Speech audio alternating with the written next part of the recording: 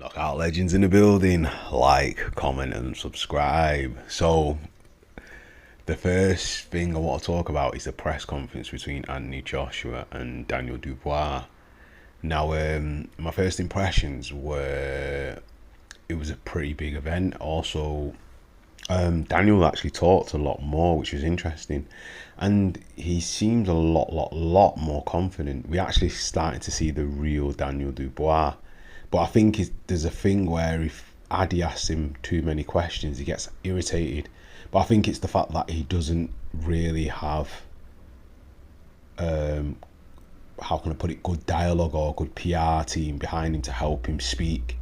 Now, he does say some things that are interesting, and one part of the press conference was interesting where he stopped Daniel Dubois, stopped Anthony Joshua, and then said, more or less, let's go, because the question got asked again about why Joshua was irritated months earlier in the original face-off, and he said because he repeated it. But I think it was the actual genuine threat that Dubois posed, and even though he was jokingly being sarcastic when he said let's go, he then, when he said it again, he meant it, and Joshua could see that he meant it, so that made Joshua switch.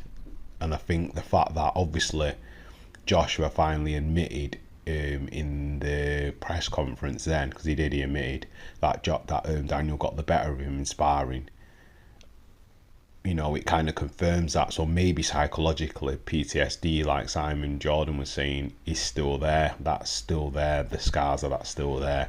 But so everything Anthony Fowler said about the sparring, it turns out to be true, and that was based off the strength of why Frank Warren signed Daniel Dubois. So it wasn't a lie. It's just that I think the way they come across, they didn't want to like use it too much in the build up for the fight, but they did it in a smart way, roundabout way. But everyone who was there at the spar knows the true story, so whatever is the truth will come out. But it seems like Joshua more or less admitted it in a roundabout way, so you know, but then he just alluded to the fact they had loads of spars. So maybe on that particular spar, Dubois got the better of him, and maybe other times Joshua got the better of him.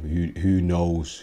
But from what Anthony Fowler said and what Joshua said, it seems like it was true. Now, what Fowler was saying is that Dubois could have finished him because Joshua's legs were all over the place and he lost his momentum, and I think he respected Joshua too much. That kind of seems true because he said Joshua's the king and he's a king slayer, and like obviously Joshua's had his time, now it's his turn. So it's going to be an interesting fight.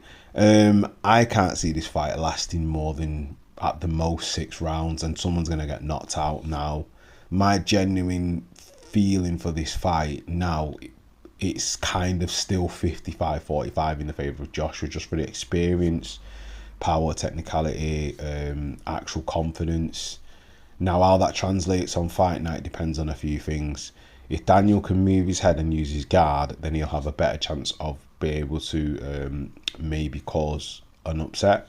But it doesn't seem like that. Also, another thing to note was that Don Charles wasn't there at the press conference, and then Daniel admitted that so long as he's there at fight night, that's all that matters. So reports from the camps coming out saying that there's a kind of rift or something's gone on between the two. It's true. Now, I was listening to Spencer Fearon interview with Boxing King Media, and he mentioned a few things. But anyway, I'll probably do a video on that later. But anyway, what are your thoughts on the press conference, and who have you got to win? Do you think Joshua's going to win easily, or do you think Daniel's going to cause an upset and retain his belt? Leave your thoughts in the comment section. Like, comment, and subscribe. And that is another one from the one and only Knockout Legends. Peace.